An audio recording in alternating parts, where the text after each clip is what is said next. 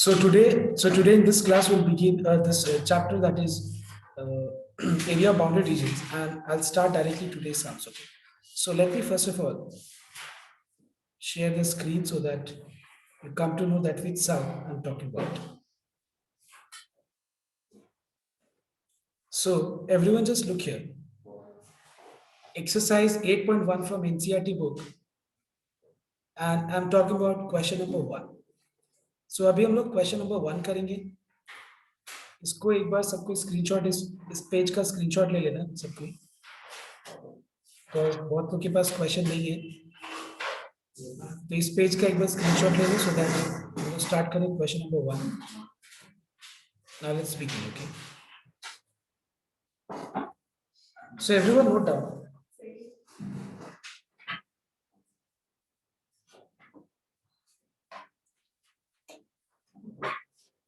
So I want to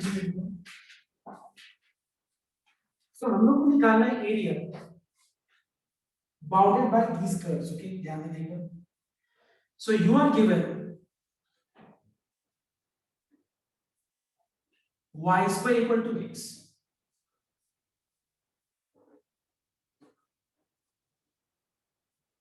Then you are given y x equal to 1.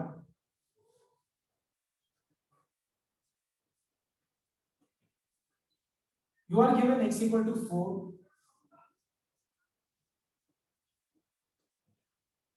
And the last point which is given is you have x axis. Okay, you have got x axis.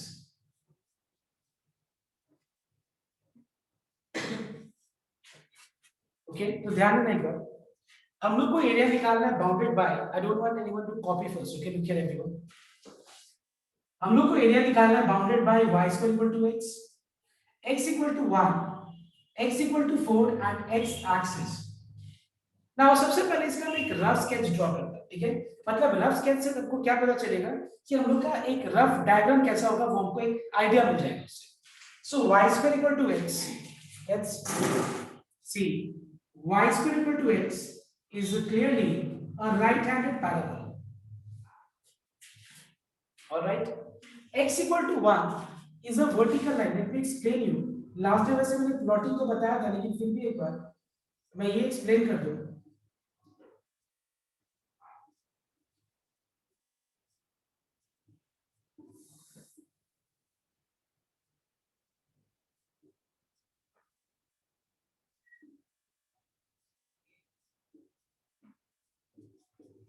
See, x equal to 1 is a vertical line जो 1 unit से पास हो रहा है. x equal to 2 is a vertical line जो 2 unit से पास हो रहा है, 2 से. x equal to 3 is a vertical line जो 3 से पास हो रहा है. So what is y equal to 1? It's a horizontal line. What is y equal to 2? It is horizontal line passing through 2. तो एक बात बताओ मुझे, अगर मान लो मैं ये बोलूं कि यहाँ पे एक पैराबोला दिया हुआ है, हम लोग को एरिया निकालना है bounded by parabola, then a vertical line that is x equal to 1. So you'll have a vertical line x equal to 1, x equal to 4, x axis. और देखो एक और चीज मेंशन किया हुआ है, एक बार क्वेश्चन को ध्यान से पढ़ो एक बार. उस क्वेश्चन में एक और चीज मेंशन किया हुआ है, क्या बताओ तो? नहीं, बस इतना ही मेंशन, इतना ही है. ठीक है, तो ध्यान देना एक बार, मैं फिर से एक बार रिपीट कर रहा हूं. Find the area under the curve y square equal to x, x equal to 1, x equal to 4 and the x axis. Now who can tell me हम कौन से एरिया का बात कर रहे हैं? पहला पॉइंट, ये वाला पूरा एरिया का बात कर रहे हैं.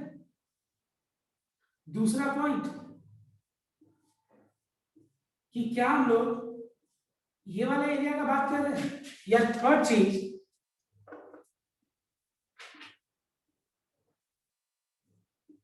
क्या हम लोग इस रीजन के एरिया का बात कर रहे हैं? एनीवन?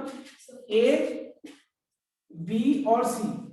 ध्यान रखना, हम लोग का जो एरिया इनक्लोज है, एरिया जो निकालना है, उस पे उसका जो आउटर बाउंड्री है, आउटर बाउंड्री में पैराबोला होना चाहिए, उसकी आउटर बाउंड्री में पैराबोला होना चाहिए, उसकी आउटर बाउंड्री में x इक्वल टू 1 होना चाहिए, उसकी आउटर बाउंड्री में x इक्वल टू 4 होना चाहिए, और x एक्सिस भी होना चाहिए. Please note down. So according to that, tell me, is it A, B or C? Which one? A. Please think and tell. एक बार सोच के फिर बताओ. हम लोग को वो रीजन का एरिया निकालना है जिसके आउटर बाउंड्री में पैराबोला का होना चाहिए, पैराबोला से घिरा होना चाहिए, दोनों वर्टिकल लाइन से घिरा होना चाहिए एंड एक्स एक्सिस से घिरा होना चाहिए. क्या होना चाहिए? बाउंडेड. तो कैन यू टेल मी कौन सा? बी और सी. तो या तो बी होना चाहिए या फिर सी. अब बोलो बी और सी दोनों कैसे करेक्ट है और ए कैसे इनकरेक्ट है? पहले मैं ये क्लियर कर. ए इसीलिए इनकरेक्ट है बिकॉज ए में जो रीजन है उस पे तुम्हारा पैराबोला का आउटर बाउंड्री में पैराबोला तो जरूर दिख रहा है, वर्टिकल लाइन दिख रहा है, लेकिन उसमें एक्स एक्सिस नहीं दिख रहा है. Please try to understand because X axis तो उसके अंदर आ गया, बाउंडेड बाय नहीं हो रहा. समझ में? तो बात. So that's why this is not the correct one. दूसरा वाला इसलिए करेक्ट है बिकॉज इसके आउटर बाउंड्री में पैराबोला है, वर्टिकल लाइन है, एक्स एक्सिस है. तीसरा वाला भी इसलिए करेक्ट है बिकॉज आउटर बाउंड्री में पैराबोला है, वर्टिकल लाइन है एंड एक्स एक्सिस है. बट पहला वाला इसलिए गलत है बिकॉज इसमें आउटर बाउंड्री में देखो bounded by vertical line and parabola, not x axis. में एक्स एक्सिस नहीं है, इसके अंदर एक्स एक्सिस आ जा रहा है. समझ में आया? तो बात बाउंडेड बाय नहीं है वो एक्स एक्सिस. इसीलिए या तो बी होगा या फिर सी होगा. अगर मान लो हमारे पास दोनों ऑप्शन होगा तो it is always better to take the one in the first quadrant. Better और बेस्ट कुछ नहीं है, मतलब तुम दोनों एक ही एरिया मिलेगा बिकॉज दोनों रीजन सिमेट्रिक है. बात को समझो. क्यों सिमेट्रिक है? बिकॉज तुमको पता है कि पैराबोला का जो लाइन ऑफ सिमेट्री है वो क्या होता है? राइट वर्ड का लेफ्ट वर्ड का एक्स एक्सिस होता है. मतलब इसके ऊपर का रीजन एक ही होगा. और अगर हम वर्टिकल लाइन ड्रॉ करते तो फिर क्या होगा? एक ही बात है, मतलब इसके ऊपर का या इसके नीचे का रीजन एक ही होगा. समझ में आया? तो बात ये चीज इज इट क्लियर? अब हम लोग इसका देखते हैं कि अब मैं तीनों में से एक को यहाँ पे रफ स्केच को रखता हूँ. अब ध्यान देना, हम लोग जब एरिया बाउंड्री डिवीजन कर रहे हैं तो यहाँ पे एक चीज हम क्या देख रहे हैं कि यहाँ पे ये vertical line and parabola, vertical line and parabola कहीं ना कहीं लाइन और पैराबोला इंटरसेक्ट कर रहे हैं, मीट कर रहे हैं एक दूसरे को. देखो कर रहे हैं कि नहीं? देखो ठीक है. तो हम रफ स्केच कैसे बनाएंगे सुनना एक बार. पहले हम सारे फिगर्स को डिस्क्राइब करेंगे. So I want everyone to concentrate here. सबसे पहला चीज y square equal to x, ये क्या है? Is clearly a rightward opening parabola.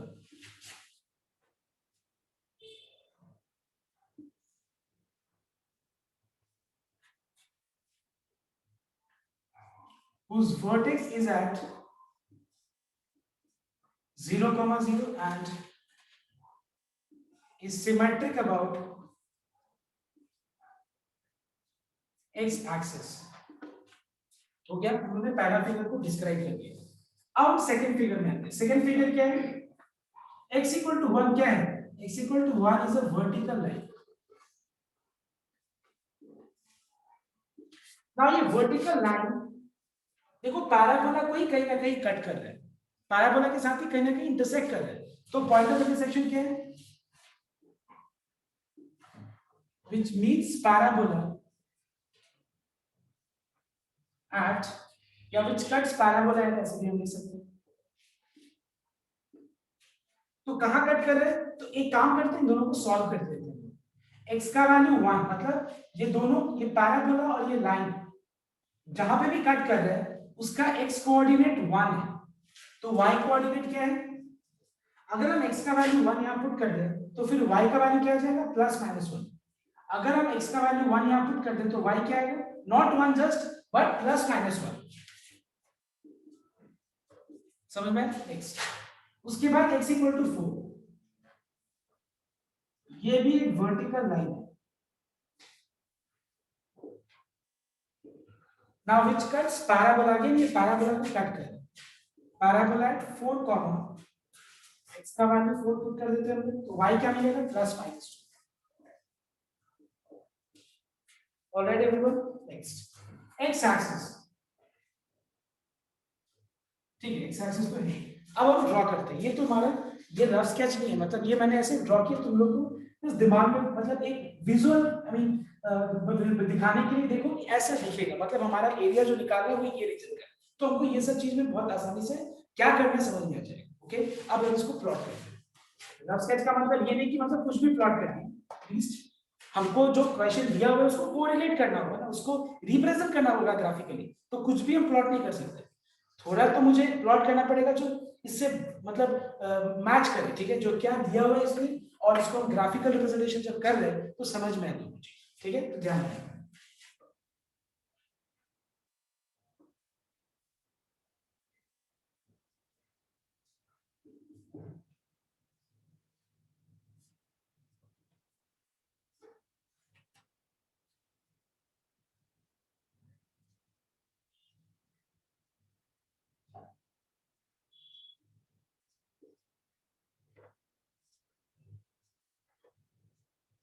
सबसे पहले point of intersection, point of intersection को लोकेट करो। तो पॉइंट ऑफ इंटरसेक्शन मतलब जो पैराबोला और लाइन कहां पे कट करते हैं, 1,1 पे एंड 1,-1 पे। दूसरा 4,+2 एंड 4,-2 पे। इसका मतलब ये हुआ, सुनना एक बार, इसका मतलब जब हम पैराबोला ड्रॉ करेंगे तो पैराबोला को जरूर ये ध्यान रखेंगे कि ये इस पॉइंट से ऊपर, इस पॉइंट से और इस पॉइंट से जरूर पास करे, और नीचे भी इस पॉइंट से और इस पॉइंट से जरूर पास करे। तो देखो इस पॉइंट ऑफ इंटरसेक्शन से फायदा क्या है, पॉइंट ऑफ इंटरसेक्शन से ये फायदा है कि हम लोग को जो रफ स्केच मिलेगा वो प्रॉपर मिलेगा। समझ में आया? तो मतलब हम कुछ भी नहीं ड्रॉ कर रहे, देखो हम लोग क्या कर रहे हैं, हम लोग देखो ये दिखा रहे हैं कि पैराबोला लाइन जो x=1 है वो कहां पे मीट कर रहे हैं, ये यहां पे, एक है 1,1, दूसरा 1,-1। So this is x=1, this is x=4, ठीक है। तो अब उन्होंने क्या किया, पैराबोला ड्रॉ कर दिए जो यहाँ पे रिप्रेजेंट कर रहे हैं कि पैराबोला और ये लाइन 1,1, 1,-1 पे कट कर रहे हैं, और ये लाइन और पैराबोला 4,2 और 4,-2 पे कट कर रहे हैं, एंड एक्स एक्सिस, मतलब हम ये रीजन का एरिया निकाल सकते हैं या फिर उसके नीचे का ये वाला रीजन, इसके नीचे का, ठीक है। अब हम ये रीजन का जो एरिया निकालेंगे तो कैसे निकलेगा देखिए, therefore रिक्वायर्ड एरिया, याद होगा लास्ट डे मैंने बताया था क्या रिक्वायर्ड एरिया क्या होगा। सबसे पहला चीज हम लोग को पहले वर्टिकल लाइन का lower boundary and upper boundary, do you remember that, lower limit upper limit, lower limit में क्या करते हैं हम लोग, वर्टिकल लाइन जहां पे एक्स एक्सिस को कट करे, मतलब पहला vertical line, initial vertical line x axis को 1 पे कट करते हैं, तो लोअर लिमिट में 1 ए हो गया, अपर लिमिट में 2 बी हो, सॉरी, और dx का मतलब क्या होता है, एक्स एक्सिस, मतलब हम लोगों ने वर्टिकल लाइन से घेर दिया, एक्स एक्सिस से घेर दिया, ठीक है। अब मुझे जो शेड दिख रहा है, शेडेड रीजन जो दिख रहा है, ये शेडेड रीजन कौन से शेड के नीचे लाई कर रहा है, उस शेड का नाम क्या है, ये वाले शेड का नाम क्या है, ये वाला शेड का नाम क्या है, ये वाला शेड का नाम क्या है, y² = x है। अब मुझे यहाँ dx जब दिया हुआ है तो मुझे ये वाले कर्व का, ये शेड का y का वैल्यू देना पड़ेगा। तो बताओ तो y का value in terms of x क्या है, नहीं, y का value in terms of x, अरे y² = x है तो y का वैल्यू क्या होगा, अच्छा x²। अब प्लस माइनस में माइनस इग्नोर कर दिए, बिकॉज़ ये कौन से रीजन, कौन से तरफ है, ये फर्स्ट क्वाड्रेंट में है, समझ में आया तो बात, this is clear everyone, I mean not this region, हम लोग y² = x है, हम y = just normal root x, is this clear everyone, okay. अब इसको नॉर्मल इंटीग्रेट कर,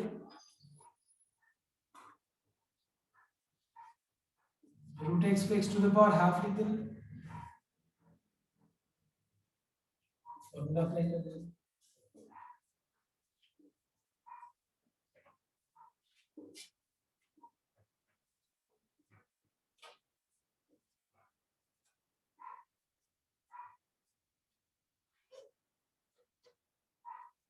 टू बाई थ्री कॉन्स्टेंट है बाहर,